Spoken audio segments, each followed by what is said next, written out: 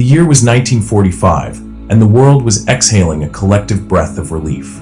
The guns had fallen silent across Europe, the concentration camps had been liberated, and the architects of the Third Reich were being gathered for a grand spectacle of international justice in Nuremberg.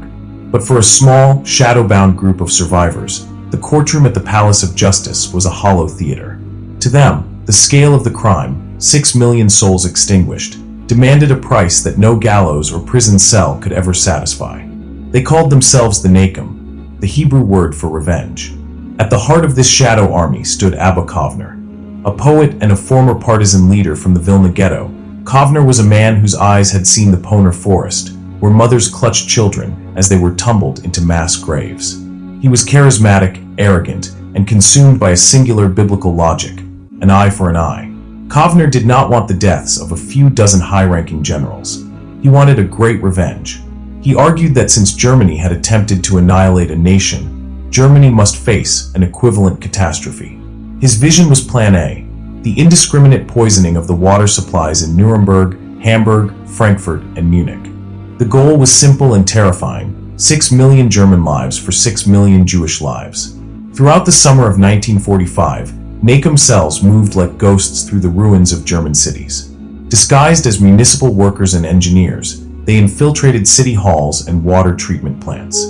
They mapped the subterranean veins of the cities, identifying the exact mains where a single introduction of toxin could flow into every tap, every bathtub, and every soup pot in the Reich.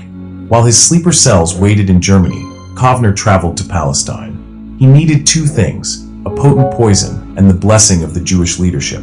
The political reality, he found, was cold.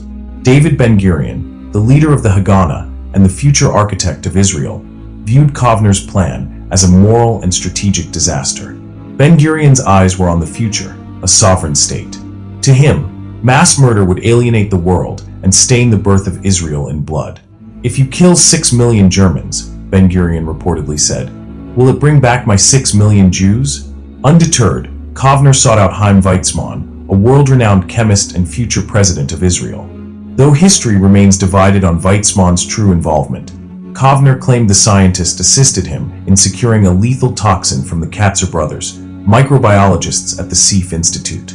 In December 1945, Kovner boarded a British destroyer in Alexandria, carrying the poison in gold-leafed cans disguised as condensed milk.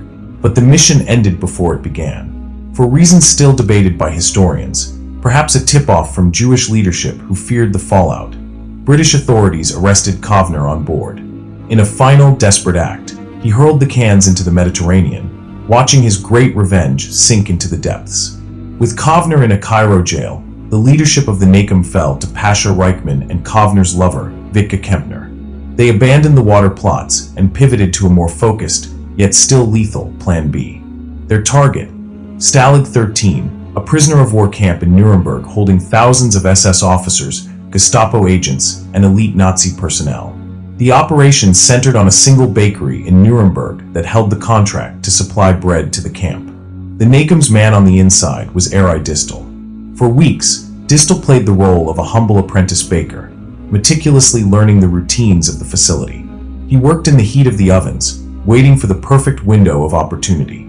On the night of April 13, 1946, the plan went into motion. As the regular staff left for the night, Distel hid in a large bread basket. Once the building was empty, he let in two accomplices. They carried hot water bottles strapped to their bodies, filled not with water, but with a lethal concentration of arsenic smuggled from Paris by a sympathetic chemist. Working in the dim light of the bakery, the trio moved with frantic precision. Using brushes, they coated the bottom of 3,000 loaves of black bread destined for the SS barracks.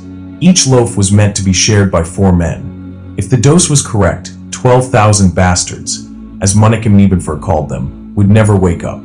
As the sun rose over the ruins of Nuremberg, the poisoned bread was loaded onto trucks and driven to Stalag 13. The Avengers fled the city, heading for the border, waiting for the news of a mass funeral. The news did come, but it was not the victory the Nakam had envisioned. The American press reported that over 2,200 German prisoners had fallen violently ill.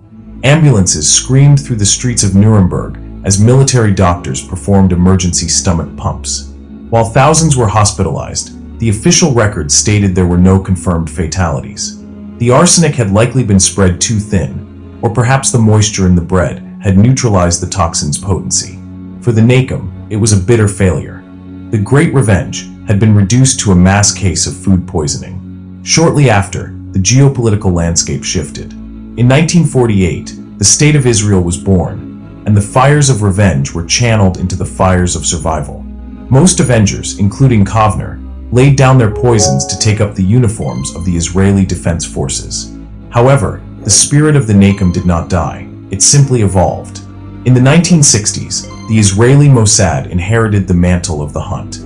They operated with state-sanctioned precision, focusing on individuals rather than populations.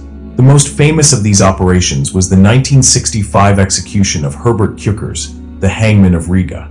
Lured to a house in Uruguay by an agent posing as a businessman, Küchers was confronted with his crimes and executed.